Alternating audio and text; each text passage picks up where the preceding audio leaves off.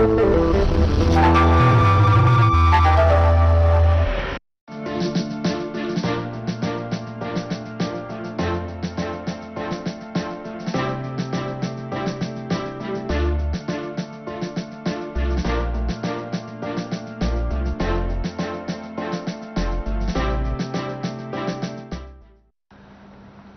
Messieurs, bonsoir.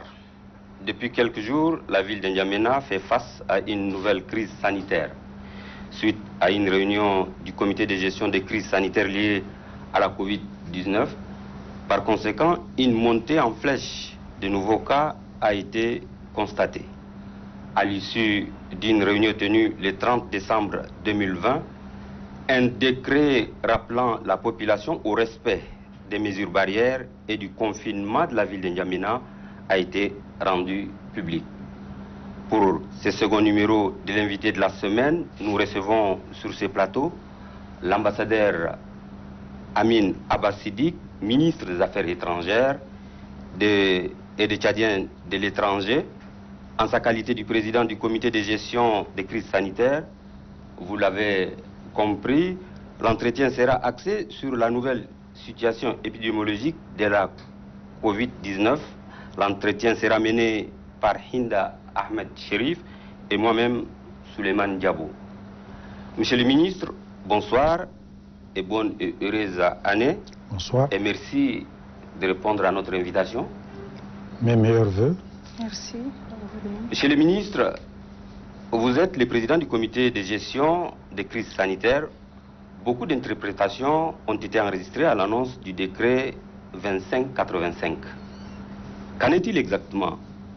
S'agit-il d'un confinement ou plutôt de l'isolement de la ville de N'Djamena? Bien. Vous, les journalistes, vous aimez fignoler sur les mots parce que ces questions ont été posées à d'autres responsables aussi. Mais disons plus précisément, c'est un confinement de la ville. Mais confinement de la ville ne veut pas dire que dans la ville, on fait ce qu'on veut. C'est accompagné par des mesures. Il est vrai qu'il y a une certaine lassitude au niveau de la population concernant cette pandémie. Nous la comprenons. Et cette lassitude, ce n'est pas seulement au Tchad. Elle est même un peu générale à travers le monde. Le monde est fatigué de cette maladie. Et donc, c'est à cause de cela que les mesures qu'on prend souvent sont considérées avec scepticisme, avec rejet. Mais le problème, c'est qu'il n'y a pas d'alternative. Que ce soit en Europe, que ce soit en Amérique, que ce soit ici en Afrique, on est obligé de prendre des mesures. Et donc, c'est un confinement de la ville, accompagné des mesures, mais c'est des mesures qui seront, disons, évolutives, en fonction du degré de l'évolution de cette pandémie. Donc voilà ce que je peux dire. Monsieur le ministre, dès la détection du premier cas du Covid-19 le 19 mars 2020 au Tchad, des mesures ont été prises par le gouvernement pour éviter justement la propagation du virus. La dernière mesure date du 31 décembre 2020. Le chef de l'État a donc signé un décret portant le confinement de la ville de N'Djamena. Donc, comment expliquez-vous le fait que malgré toutes ces mesures prises, le nombre de cas va croissant ces derniers jours? D'abord, il n'y a pas assez de temps depuis qu'on a pris ces mesures de confinement. Et selon les spécialistes, il faut quand même, disons, un laps de temps, une certaine durée pour, disons, voir l'évolution. Mais il faut reconnaître aussi que nous ne sommes pas, quand je dis nous, c'est tout le monde, hein, y compris moi et puis les autres. Il nous faut de la discipline. De la discipline, pour faire barrière à la circulation, disons, de ce virus. Parce que ce virus circule à travers les zones. Et donc, ici, il faut le voir, il faut le constater, nous ne le respectons pas. Nous avons des gens qui ont le masque, ils l'ont dans la poche, ils ne le portent pas. Hein? Ils disent que bon, vraiment, c'est pas nécessaire, c'est rien du tout. Et il y a des gens qui continuent, ils ont à aller au niveau des places mortières en grand nombre, où il y a la promiscuité. Il y a les lieux de mariage. Donc vous voyez, il y a tout cela. Et s'il y avait par exemple cette discipline observée, nous n'allons même pas arriver à tout cela. Nous n'aurons même pas besoin de confiner une ville ou une population. Donc le problème, c'est la discipline, c'est le respect des mesures. Oui, Monsieur le ministre, comparativement aux autres pays du monde, est-ce que le Tchad doit prendre toutes ces mesures? D'aucuns se demandent, qu'est-ce qui justifie cette décision de plus haute autorité? Vous voulez qu'on attende l'hécatombe avant de prendre des mesures? Il vaut mieux prévenir. Quand on est responsable, on prévient. Vous savez, nous n'avons pas les mêmes capacités sanitaires que les pays développés, qui ont aujourd'hui certains 20 000 cas par jour. Nous serons débordés. Donc, je pense qu'il vaut mieux prévenir. Au lieu d'attendre, le voisin va dire, ou bien le frère, ou bien l'ami, ou même le danger, pour qu'on nous prenne des mesures. Il faut faire très attention parce qu'on risque d'arriver à un niveau et nous risquerons d'être submergés par la situation de cette pandémie. Cette pandémie, elle me rappelle un peu, disons, cette mythologie grecque. C'est comme l'hydre de la mythologie grecque. On coupe la tête ici, ça repousse de l'autre côté. Et jusque-là, la science même, les scientifiques même, ne maîtrisent pas. Pour le moment, on nous parle du vaccin qui viendra bientôt, je suis sûr, d'ici peu de temps, avec le programme COVAX. Mais présentement, nous n'avons pas d'autre alternative. Il faut passer par un certain confinement. Il faut respecter le port du masque, les mesures barrières. Il n'y a pas d'alternative. Une semaine donc après l'application de ce décret, quelle évaluation en faites-vous en tant que... Une semaine, c'est trop peu. C'est trop peu. Parce que nous avons, par exemple, comme conseil scientifique, le coordonnateur, le professeur Choua. Nous le consultons souvent, nous consultons aussi enfin d'autres, nous avons des relations. Une semaine, c'est peu. Mais malgré cela, les mesures sont évolutives. La preuve en est que le maréchal vient de signer un décret où quelques mesures ont été allégées déjà. C'est en fonction de la situation. Monsieur le ministre, par rapport à ces mesures, des forces de l'ordre ont été déployées pour faire respecter ces décrets 2585. Cependant, l'on a constaté quelques débordements. En tant que président du comité de gestion des crises sanitaires, comment expliquez-vous ce genre de débordements?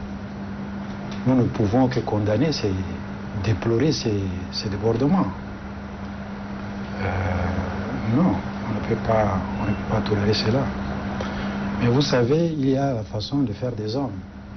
Hein? On leur donne une instruction, la faisabilité c'est une autre, l'exécution sur le terrain c'est autre chose. Nous prenons acte, nous allons saisir le sous-comité défense et sécurité pour remédier à cette situation. Monsieur le ministre, vous l'avez dit il y a un instant, certains de nos concitoyens prennent à la légère justement l'existence de cette maladie. Que diriez-vous justement à ceux-là qui restent sceptiques justement quant à l'existence du coronavirus?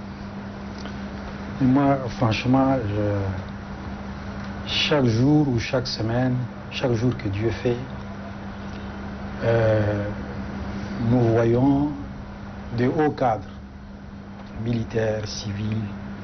Nous avons des frères, des amis qui tombent, qui perdent leur vie suite à cette maladie. Il y a des gens jusque-là qui ne croient pas à cette maladie, alors que nous accompagnons des êtres chers pratiquement maintenant tous les jours à la maladie.